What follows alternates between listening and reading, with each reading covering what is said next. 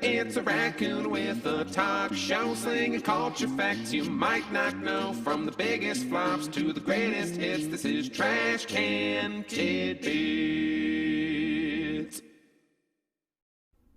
Hi guys, welcome back to Trash Can Tidbits. I'm Peyton, your favorite trivia-loving raccoon, ready to give you 10 cool facts. Last week, I asked the question, which Warner Brothers animator inadvertently gets credit for lending his nickname to Bugs Bunny? The answer is Ben Hardaway. Hardaway, who was in fact nicknamed Bugs, created one of the first prototypes for a rabbit character in the 1937 cartoon Porky's Hare Hunt. As a joke on the part of a colleague of Hardaway, the rabbit was listed on model sheets as Bugs's Bunny. He was renamed to Bugs Bunny by animation legend Tex Avery, among others, who played a significant part in coming up with the finished design for the character. And that, they say, is history. Now with that addressed, let's begin with fact number 1. Did you know that acclaimed Broadway lyricist Alan J. Lerner was at one point going to write the lyrics to The Phantom of the Opera? Lerner, renowned for writing the lyrics to such classic musicals as Brigadoon, Gigi, and My Fair Lady, with his likewise songwriting partner Frederick Lowe, was approached by Andrew Lloyd Webber to write the lyrics to Phantom. He allegedly got as far as writing some lyrics to the song Masquerade before he had to bow out due to ill health and his eventual death in 1986 at the age of 67. Fact 2. Did you know that out of all the movie musical versions of Rodgers and Hammerstein's stage shows, only one director of the Broadway version went on to direct the movie? When South Pacific opened on Broadway in 1949, it was directed by Joshua Logan. By the time the movie got around to being made almost a decade later, Logan had had a few movies under his belt, such as Bus Stop, starring Marilyn Monroe, and Sayonara, starring Marlon Brando, for which he was nominated for an Oscar, making him an already accomplished film director. Perhaps because South Pacific was also the only one of their movie musicals they produced as well, Rodgers and Hammerstein insisted that Logan direct the film as well. Fact 3. Did you know that despite the tagline, "Submitted for your approval," being commonly associated with Rod Serling's narration for The Twilight Zone, he only actually used that line 3 times in the entire run of the series? The mostly used narration line he used was actually, "In just a moment."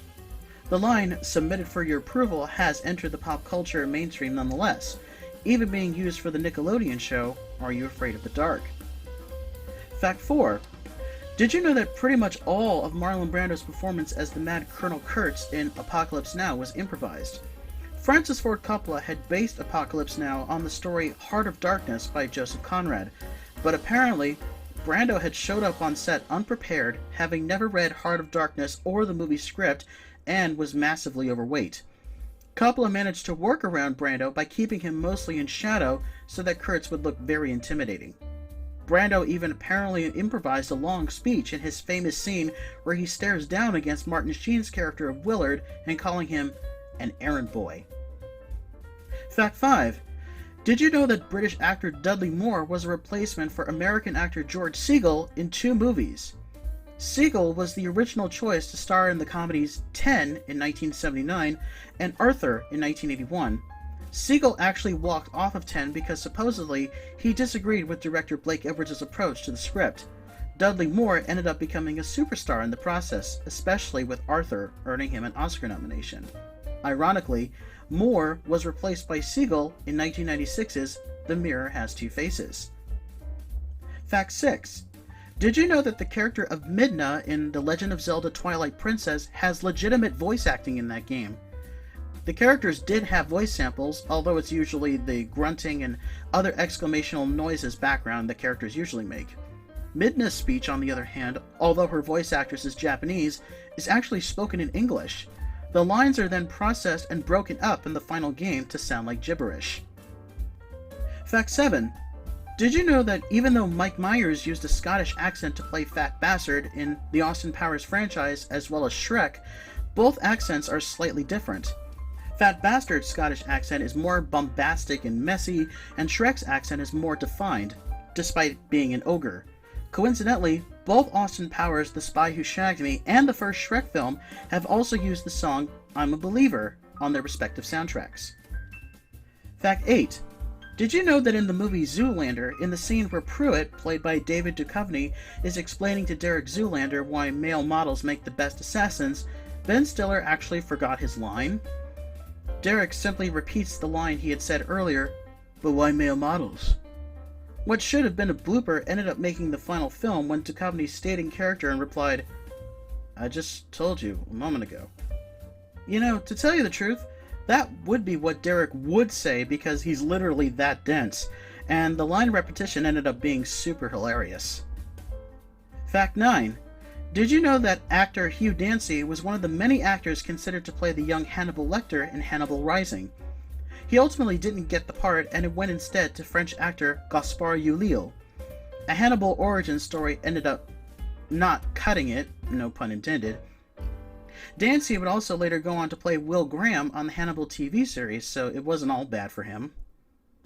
Fact 10.